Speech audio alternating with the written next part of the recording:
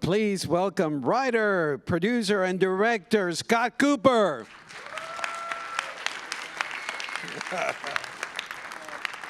Thank you.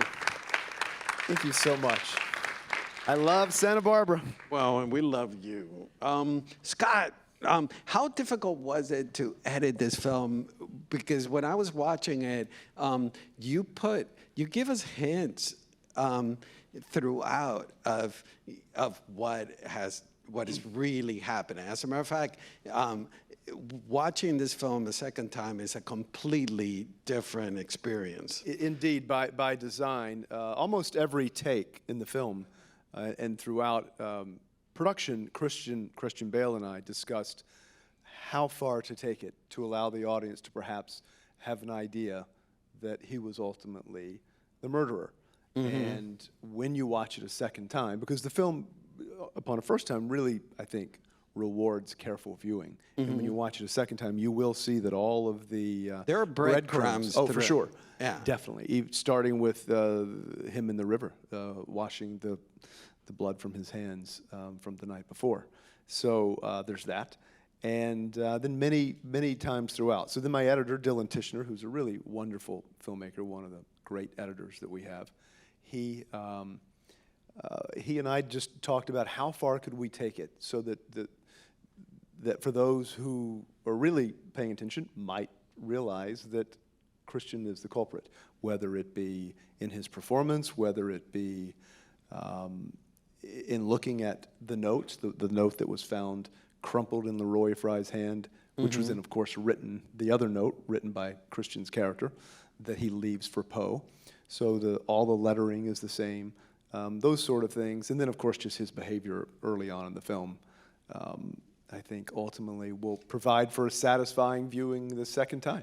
And we all know how brilliant Christian is. But how difficult was it for him to, I mean, there's nothing difficult for him, but to calibrate the fact that there's a duality to this character. Well, it's a difficult part to play. Harry Melling, who plays Poe, and I hope that you liked his performance, which, thank you. As Christian has said, Harry has the benefit of, some people know his work from Queen's Gambit. Of course, I first took note of him in the Coen brothers, The Ballad of Buster Scruggs. But when you're Christian Bale, and you've been doing this since you're 12 years old, people have expectations for your performance every time, and he's given, in our friend David O. Russell's movies in particular, some larger-than-life performances, which ultimately have won him the Oscar. And in this particular film, because of the nature of being a detective, he has to be keenly observant, he has to be quiet, he has to allow, as he says in the film, he says, with enough patience, a suspect will often interrogate himself. So he has to be really kind of reserved. But for Christian to play this part of the duality of, for instance, the scene with Timothy Spall and Simon McBurney, the first scene in the West Point superintendent's office. Mm-hmm. And Christian's hearing for the first time that they feel that they think that a young cadet has hung himself. Well, we know now that Christian hung him.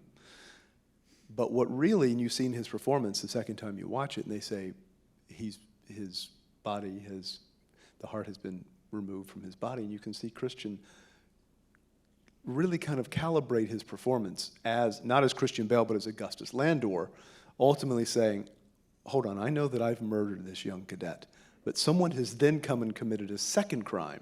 And then you can see that he starts to move a bit, and that he's like, tell me that again?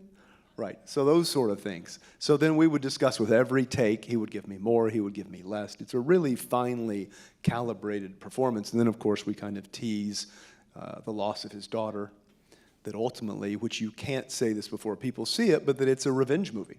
Yeah. He's avenging his daughter's assault, and ultimately, you've been trying suicide. to write this since Crazy Heart, and which I wrote in Santa Barbara. Thank you. I'm just amazed that you have this origin story about Poe then you have the revenge story, then you also have a love story, father and son. And then you have the mystery thriller happening. Whodunit, yeah. Yeah, whodunit. I mean, writing-wise, tell us about juggling all those different. This was a tougher adaptation because the book, which is a really clever and wonderful historical novel, is much more sprawling. And I wanted to do exactly what you said, which is a whodunit, kind of a father-son love story between two men who are loners. Poe is an orphan, never really accepted by anyone. Christian's a widower. His daughter has died under mysterious, or left under mysterious circumstances. So they both kind of operate on the margins. And they find this kinship, this friendship, that I think, this bond that neither of them have had. And then, of course, it is an Edgar Allan Poe origin story. And I'm from Virginia, which is where Poe spent his formative years. My father taught English and literature, and he introduced a lot of Poe to me at a young age. He actually introduced this novel to me. It's tricky when you have Edgar Allan Poe, a young, unformed Edgar Allan Poe, in the center of a detective story, because he bequeathed the detective story to us. Without him, we don't have true crime, we don't have detective fiction. So that made it tricky. But also, we're really entrenched with this idea of Edgar Allan Poe, the icon, the man who wrote The Raven and who wrote The Telltale Heart and who was obsessed with the satanic and the occult and where life ends and death begins and paranoia. That we know, but I wanted to show somebody who was warm and witty and humorous. Yeah, and witty. And then the events that take place in this film inspired him to become the master of the macabre. Mm-hmm. Tell us about this opposing forces that we see in the film, which are in a way represented by Landor and Poe, where you have this brutal world and this civilized strain happening, and then you have the contradiction of Poe, who is an artist, and then he's in this very strict West Point. In every scene there is this contrast. There's kind of well, interestingly, the United States Military Academy were really helpful in filming this, from what cadet life, their codes. They allowed us to take one of the costumes from their archives, and we mimicked that from 1830. All the costumes in the film were handmade. But really, they said, Edgar Allan Poe was not cut out to be a cadet. I was like, really? Of course not. I mean, here you have a poet and a romantic and someone who's unbound by any kind of rules and regulations, which is all West Point is. And even when you go to West Point, you feel almost diminished because of the big stone buildings. It really takes away the individual, and it's all about honor and duty and country. And Poe just was not cut out for that. So I had to play that, as well as having someone who is in Augustus Landor, who is representative of law and order, but ultimately the one who is creating the death of these two cadets. So it's really kind of a Sturm und Drang throughout the film that I think hopefully makes it interesting. And to complicate things even more, in the background, which I love about the film, there is this sort of birth of a nation, not the racist film, but the nascent aspect of this young nation. Yeah, well, in 1830, certainly America was still in its infancy, and West Point certainly was. I think at that point it was only 28 years old. President Andrew Jackson did not like West Point. He wanted it closed because he thought that the men who came out, the students who came out of there, were engineers and scions of the wealthy, and didn't think that they made great soldiers. And how wrong, of course, was he? So all of that is kind of coursing through the narrative as well. So it's a dense world. I do think the film would benefit from a second viewing, only because there's so much detail within each, especially knowing, getting the whodunit out of the way, then you can start really seeing the focus nuances. on the relationships. Yeah, because generally when there's a whodunit, the audience is generally trying to determine, oh, well, who did this? And while that's important, It's the other things that interest me as much. Landscape is, in your films, always landscape is another character. Tell us about this world that is so dense. Well, this was a grueling film to make. All of mine seem to be, for whatever reason, especially when Christian and I work together, whether it's a Western and we're shooting in Colorado and Montana and New Mexico, or out of the furnace, this kind of tough steel town that he and I shot in. This one we were shooting in Western Pennsylvania and up close to West Point, starting in November, early November, finishing in March. So it was the toughest time to shoot. The temperatures 8 below zero, 4 below zero, but all in service of creating Poe's Gothic world. Had I shot this film in the summer, of course, that wouldn't have lended itself well to kind of the Gothic world that Poe was known for. The architecture of the trees and the unforgiving landscape, and all the interiors which are lit by candlelight. All the sort of things that hopefully transport the audience to 1830. Because when I watch period films, often I feel the period trappings of the production designer and the costumes, and sometimes to me it feels like actors are just playing kind of dress up. And I want all of those period details to completely recede, so it's all about character and story, and you don't quite question it. Your DP, Masanobu, great. tell us about how did you guys arrive to that limited color space? Yeah, I wanted a very controlled palette. I said to him, though we're going to shoot in color, it should almost feel black and white. And we looked at the German expressionist Caspar David Friedrich for his landscapes, his exteriors, the icy blues, the grays, no green whatsoever in the frame. And then the interiors, we looked at the Dutch masters, Rembrandt in particular. And we also looked at the film Barry Lyndon, which is a lot of candlelight in that film. Yeah. But Masanobu Takanagi, who's our fourth film together, is a real master with composition, with lighting. He believes in my ethos, which it isn't about how beautiful you can make an image, much the same as it isn't in terms of production design and costumes. It's really about, like I just said, serving the story, serving the characters in a way that doesn't call attention to yourself.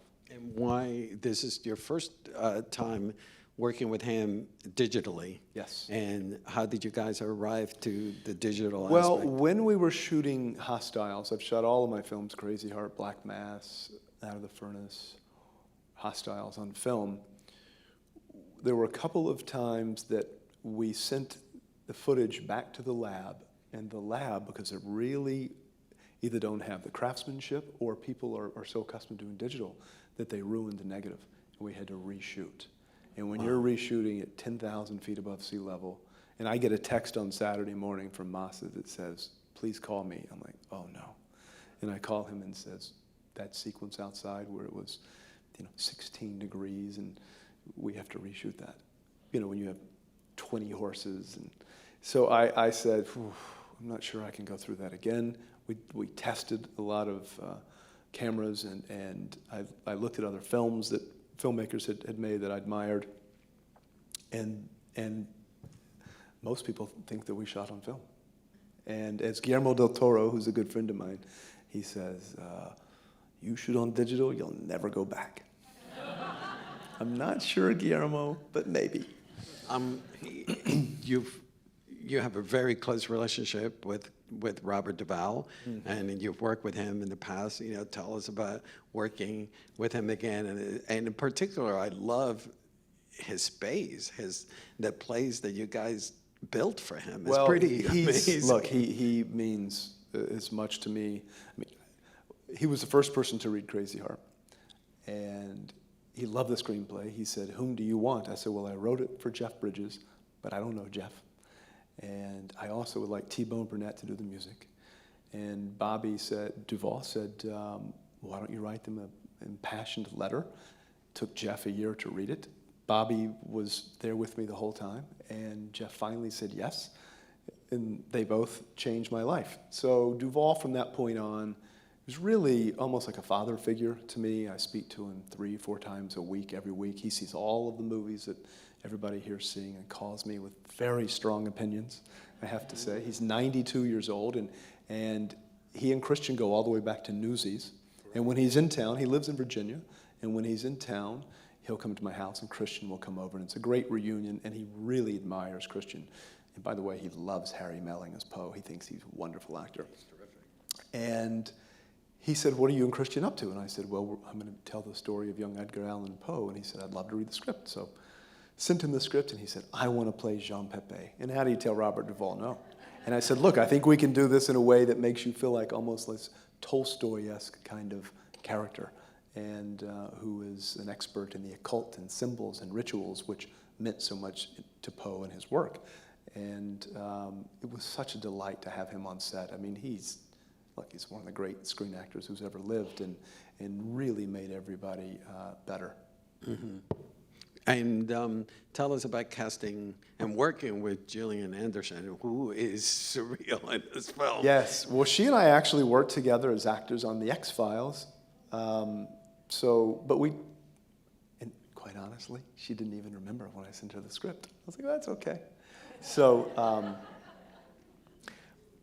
look, it's no secret that I make really American films, but over the years, I've kept note of a lot of great English actors, Timothy Spall and Toby Jones, or Charlotte Gainsbourg, Simon McBurney, and of course, Gillian, who lives though born in Detroit, spent a lot of her time in England, lives there now.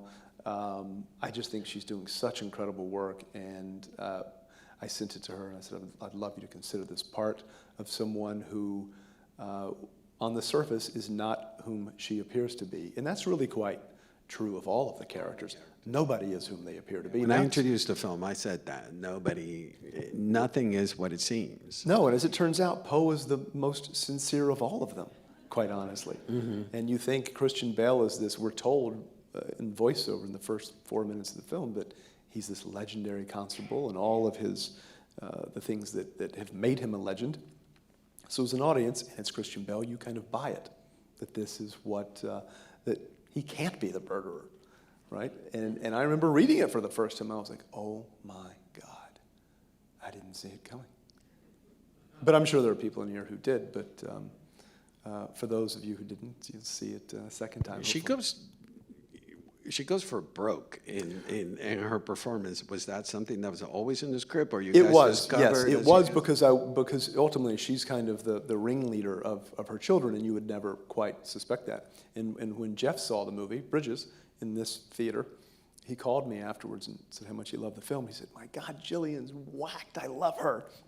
He said, "Was she making those choices?" I said, "Yeah." I said, "Just really, she's not afraid to take big chances and big swings, and gave me a lot of latitude, like Christian, in terms of performance, and then we edited it in a way that you'd never think that she was, ultimately involved with having her children doing what they were doing." Yeah. The fire sequence. Yeah, that was nice. Interestingly, in the ice house. Yeah. How was that scene shot? It's so stunning, and I was aware that you had actors and fire is all around. Yeah, very carefully. Thank goodness we had a lot of great stunt coordinators, and we had actors who were incredibly committed. In particular, Lucy Boynton, who plays young Leah, the young English actress, who had to learn Latin for that, who had to stand underneath beams that were falling and fire that was raging. That was the one sequence when I wrote the screenplay that I thought, if this doesn't work, then that and the final scene where Poe fingers Landor as the culprit. I said, if this scene doesn't work, the whole film isn't going to work, because it's so jarring and unexpectedly so in this movie, which is kind of patient and there's a sense of decorum, even though gnarly things are happening. But Poe is so obsessed with the satanic and the occult that you can't have a film that has Poe as a character and thematically not have a sequence like that. So it really took 4 days to shoot it. really carefully orchestrated through stunts. And every take for 4 days, Lucy Boynton was reciting a Latin incantation while things were just falling all around her. And Christian even said to me once, he was like, "My God, she's amazing." He was like, "I would be always looking over my shoulder thinking, what's coming next?" He's like, she was so focused on trying to save her own life, essentially. Howard Shore, the score I mentioned to you outside that is at times beautiful and macabre and horrific. And, tell us about working with him and finding that combination in the score. Well, I mean, look, Howard's a legend. He's one of the great film composers of the last 50 years. And everybody from 16 movies with Cronenberg, Scorsese, Peter Jackson, of course, Silence of the Lambs, many with Jonathan Demme. And I said to him just that, I said, I want this at times to feel really beautiful, but also kind of hauntingly brutal, so that we really serve the Gothic narrative. So he read my screenplay first and started, he writes everything by hand. Then he started looking at dailies, and then I started temping the score with Howard's scores from Silence of the Lambs, from Hugo, from Shutter Island, from a couple of David Cronenberg films, and trying to find that balance. And I said to Howard, I said, "Do you want to hear my temp score with your score, or do you want to hear it completely dry?" He said, "No, I want to see what your ideas were." And whether they influenced him or not, he was sending me themes and sending me sections of the film that were just stunning. And I think it's certainly one of the best scores of my films. And Howard writes themes unlike anybody. A theme for Landor and Poe, a theme for Poe and Leah, a theme for Landor and his daughter who's missing. And then in that final sequence, he brings them all together into one big sweeping piece of music. He wrote kind of a brass militaristic theme for West Point. I mean, he is just an artist of the highest order who said to me, if you listen to Swan Lake, he said, you'll find the horror and the beauty in that. And that was the basis for this. Your language is very specific. And my question is it hard for you to find actors that are comfortable with the language? Yeah, it's probably why I have so many English actors in the film, because they train with this type of text, whether it's Shakespeare, whether it's Dickens, whether it's 1830 when this was written. I mean, they really were able to handle it in such a way that, because Harry Melling is English, who plays Poe, Timothy Spall, Toby Jones, Simon McBurney, some of the younger actors. The brother and sister, Lucy and Artemis, they're also English. And they just handle this language like it's second nature for them. Mm-hmm. So often with language this specific, with certain actors, you feel that sense of modernity. It feels quite contemporary. And again, as I said earlier, I wanted this to feel unassailably 1830, where you don't even think about the language, because most of the dialogue in my films I whittle to the core. It's really, really pared back. But this is more dialogue than probably all my films together. Mm-hmm. I mean, there are long sequences in Crazy Heart or Hostiles in which there is no dialogue. It's very spare. So that was a challenge for me, and in trying to write the dialogue, I was reading a lot of things from around 1800 and a lot of Dickens as well, trying to get the kind of poetic cadence. And then you have actors who are this good, and they make your writing sound good. We mentioned that it's your third film with Christian Bale. Every character that he's played in your films, he's haunted by something that's happened in the past. What's up with that? That's funny you mentioned that, because he said to me after, I mean, he's seen all of our films. He's seen this 12, 14 times probably. Every Q&A that we would do, he would sit in the back with the audience unknowingly and watch the movie. I mean, he is just a consummate filmmaker and goes beyond acting. And he said to me, he said, you know, our 3 films, Out of the Furnace, where he avenges Casey Affleck, his brother's death at the hands of Woody Harrelson, or Hostiles, where he avenges the Cheyenne at the 4 white settlers at the end of the film, and then he avenges his daughter here. He said, our 3 films are the ethics of revenge. I was like, shit, you're right. I didn't even consider that, quite honestly. And Christian just is, he has so much range. Like I said, in David's movies, or in Adam McKay's is Dick Cheney, The Big Short. You see him in David's Amsterdam, and then you see him in this, and you think that can't be the same actor. He just is incredibly facile. He's easy for me to write for. He's my closest pal. We spend a lot of time together off the set. And he works with David quite a bit. He works with Adam McKay, Chris Nolan, and me, and we all get something different from him. And I try to write for a very personal, specific place that's more internal, that's about a past, as you mentioned, that meets you when the film opens, generally, that he brings a backstory that isn't written in, that isn't in any way expressed in the film, but you just sense it. And I think the great thing about Christian, and also like Jeff Bridges, is that you don't know much about their private life. You don't see either of them on TV shows much, meaning being interviewed. I think so often with Instagram and TikTok and all social media, there's a sense of mystery that's lost with movie stars. We know too much about them. We don't know anything about Jeff Bridges. We don't know anything about Christian, so therefore you're able to buy them every time you see them as a detective in 1830.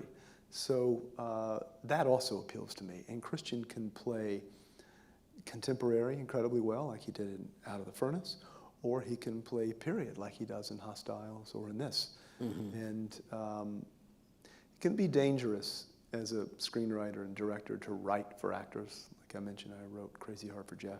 Thankfully, he said yes after a year of not reading it. I wrote Out of the Furnace and Hostiles for Christian, of course this. My goal is to write something for Christian and Jeff. And it's going to happen. I think so. And I ask you in private, but is there a chance that we might see this character again? Well, it's interesting because one cadet, of course, escaped. And as Christian says, I hope he looks over his shoulder for the rest of his miserable life. And perhaps there are people who want to see him brought to justice. So we'll see. Awesome. Well, it's always a delight to have you here. Love being in Santa Barbara. Thank you, guys. Yeah. Thank you. Oh, and guys, it's going to be playing here starting Friday for 2 weeks. So please tell your friends to come and see it at the Riviera. Yes, love this theater. Thank you all.